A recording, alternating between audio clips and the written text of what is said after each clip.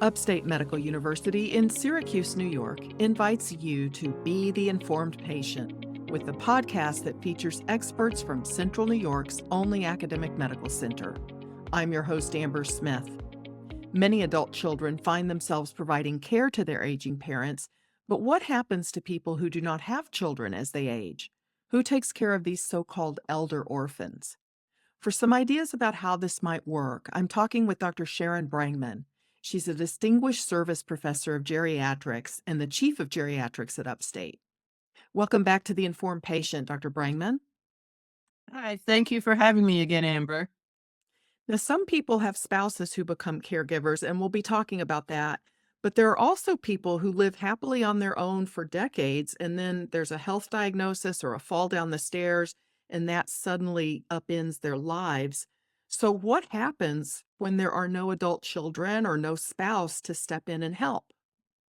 So that's a special challenge because we have found that caregivers provide a significant amount of care to people as they get older. The government actually is happy to have somebody providing this care because it's not easily paid for by Medicare or even certain insurances unless you have long-term care insurance. So caregivers really help older people as they're aging.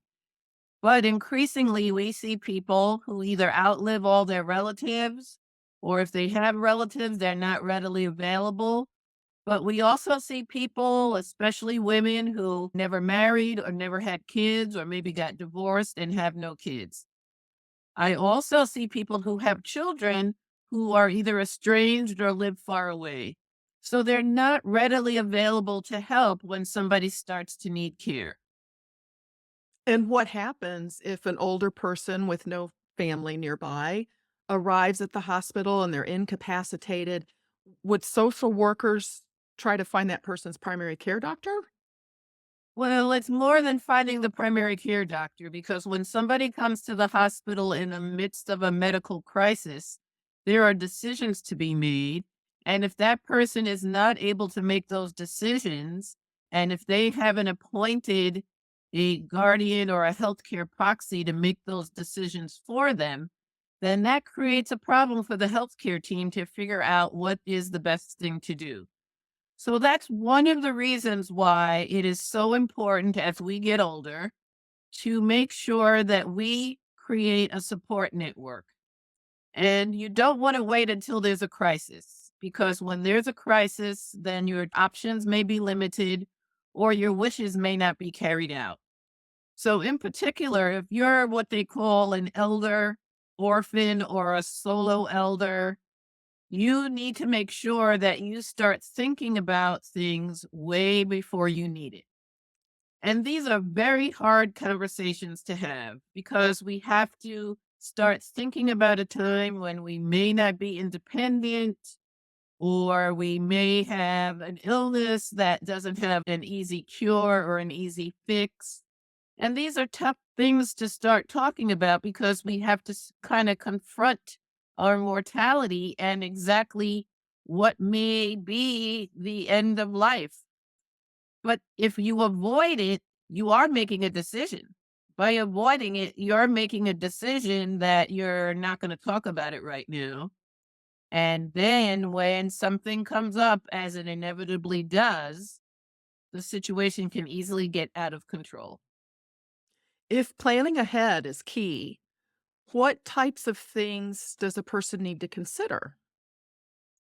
Well, it's very important for older adults who do not have immediate family to have a friend network. They need to create a group of friends, and hopefully, some of them are younger than they are. They probably need to call an elder care lawyer who can help guide them in organizing their finances, setting up a healthcare proxy. Although you can set up a healthcare proxy without an attorney, a healthcare proxy is someone who steps in when you're not able to make decisions for yourself. And so that should be someone who knows you very well and knows what you would want because you want that healthcare proxy to not think about what they would want personally, but to really act on your behalf as to what you would want. And that may involve a long conversation. Again, another tough conversation to have, but a conversation with that person so they really understand what your goals are and what you value. Some people need to find a geriatric care manager. And a geriatric care manager is a professional who knows the resources in that region and can help arrange home care or a move. Even they can help arrange someone to clear out their house if their house is cluttered. They can help you figure out what services you need. And then you need someone you trust to be a backup for your finances. And that again could be an attorney or a trusted friend or even an official in the bank, for example, so that you have somebody who can back you up financially, legally, and in terms of your health decision making, and then help you manage those decisions that have to be made to help you get through the day. What do you think about long term care insurance? Is that a good deal? So, long term care insurance can be an important tool to help you finance your home care or your nursing home care. It is very expensive, so many people do not have the financial resources to afford it. And of course, the longer you wait to get it, the more expensive it is. So that can be an important tool, and that would be something to talk with your financial advisor with to see how that would help. And I think a lot of people presume that Medicare will just take care of everything they need, but that's not the case, right? That is the number one conversation that we have with families because they think Medicare will pay for home care. Medicare will pay for your hospital stay. It will pay for doctor visits. If you have Medicare Part D, it will pay for medications. But for that day-to-day care that you need, for someone to help you get dressed or take a bath or get to the grocery store, that is not covered by Medicare. Medicaid is a different program, and it's for people who are financially stressed and don't have any money. And Medicaid will provide some services, but usually not enough to meet most people's needs. So Medicaid is an incomplete way of getting care in your home. It is, however, the biggest payer for nursing home care. This is Upstate's The Informed Patient podcast. I'm your host, Amber Smith. I'm talking with Dr. Sharon Brangman. She's a distinguished service professor at Upstate and the chief of geriatrics. If an older person who has a spouse becomes ill or injured, the spouse may be thrust into the role of caregiver, especially if there are no children who are able to help. Do you see that happen often? So, yes, that is a very common phenomenon that comes up. Long term spouses, for better or for worse, for sickness and in good health, are the ones to provide that support. Now, even with the best of intentions, sometimes that spouse is not able to provide that support because of their own age or health problems. Or what we see is that we'll have two spouses or two partners who have health changes that happen on a different trajectory. So one may be further down the path of needing help than the other.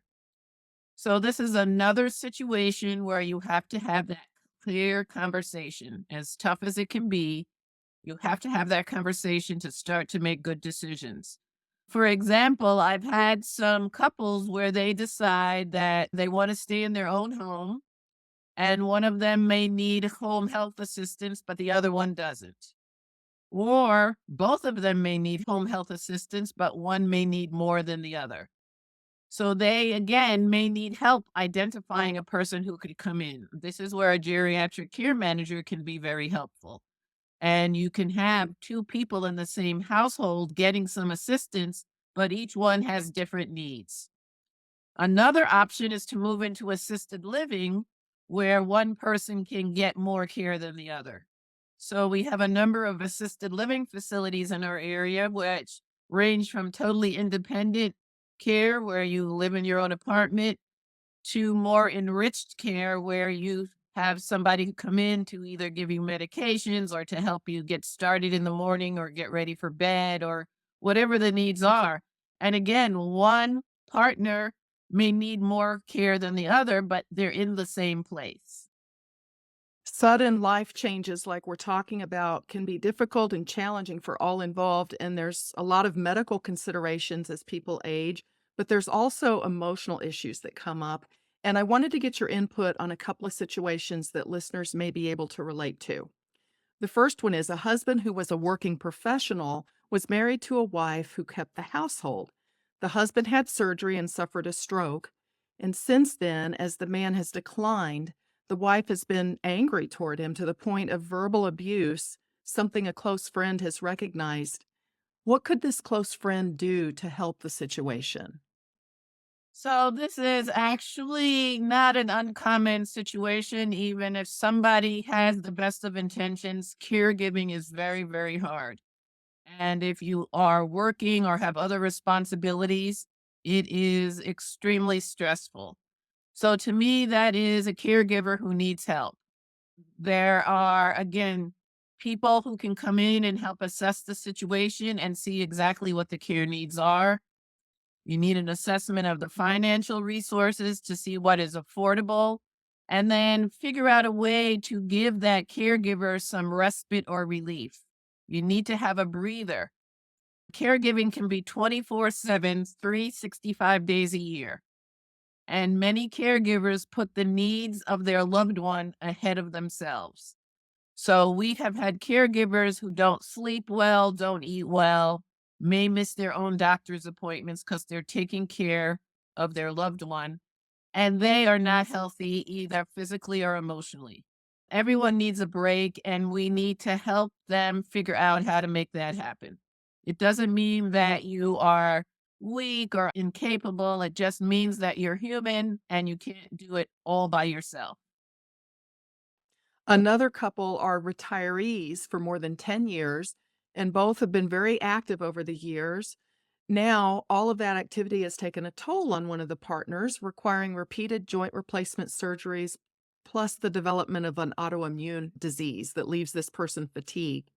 So, the partner who remains healthy is finding it hard to be gracious about declining abilities and thinks about all of the things they can no longer enjoy together and fears that the world is closing for them too.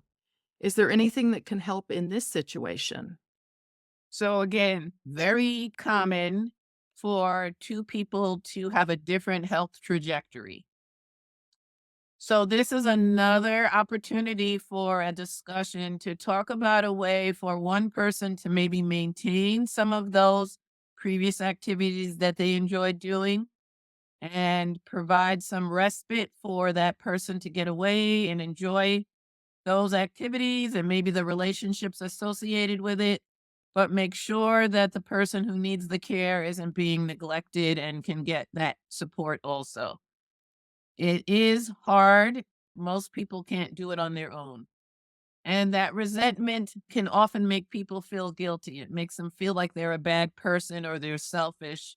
But it's a very normal reaction when you are faced with a huge, overwhelming problem to solve. And it just highlights that you need help to work it through. People feel like they're in it alone and nobody has ever gone through something like this before, when in actuality, it's very, very common and you don't have to reinvent the wheel because most of us who do this kind of work every day have seen so many of these situations, and there is support and there are resources out there. And we happen to live in an area in central New York where there are resources that people can draw upon. Regarding mental and emotional problems of patients and of their caregivers, I'm talking about depression, anger, envy, others. These things might arise as the situation changes, but is it best to be proactive in some way or to wait and see if these things become a problem? Well, it really depends on the person because sometimes we worry about things that never happen. But it's also good to know what the possibilities are and what your options would be should they arise. So, this is where education is very important to kind of understand the disease trajectory, the care needs that might come up, so that you're aware of the options that are out there and that you can sometimes get help predicting when you might need it. And that's one of the things that happens when you get a geriatric assessment in our office is that sometimes we can help you see when those red flags may be waving. So we do what's called anticipatory care. And we have things in place in anticipation of a need. Sometimes we can all be taken by surprise, but then to be able to gather those resources as quickly as you can. Dr. Brangman, I thank you so much for making time for this interview. You're welcome. It's always a pleasure. My guest has been Dr. Sharon Brangman. She's a Distinguished Service Professor of Geriatrics and the Chief of Geriatrics at Upstate. I'm Amber Smith for Upstate's HealthLink on Air. The Informed Patient is a podcast covering health, science, and medicine, brought to you by Upstate Medical University in Syracuse, New York, and produced by Jim Howe. Find our archive of previous episodes at upstate.edu/informed. This is your host, Amber Smith, thanking you for listening.